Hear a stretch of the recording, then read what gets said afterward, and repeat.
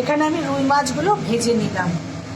প্রথমে একটা দারচিনি ফোড়ন দিলাম, এবার লম্বা লম্বা করে আলু কেটে রেখেছিলাম সেগুলো দিয়ে দিলাম, একটু নুন দিয়ে দিলাম, এবার একটু পাঁচ ফোড়ন দিয়ে দিলাম, এবার 3টে কাঁচা লঙ্কা চিড়ে দিয়ে দিলাম, এবার লম্বা লম্বা করে পটল কেটে রেখেছিলাম সেগুলো দিয়ে দিলাম, অল্প একটু হলুদ দিয়ে দিলাম, এবার অল্প একটু জিরে দিয়ে দিলাম, এবার ছোটো চামচের 1 চামচ ধনের গুঁড়ো দিয়ে দিলাম, ছোটো চামচের 1 চামচ কাশ্মীরি লঙ্কার গুঁড়ো দিলাম, ছোটো চামচের 1/2 চামচ আদা বাটা দিলাম, ছোটো চামচের 1 চামচ কসুরি মেথি দিলাম।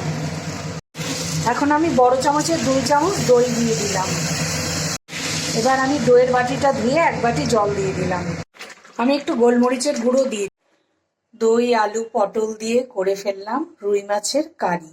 খেতে খুব সুন্দর হয়, দারুণ লাগে।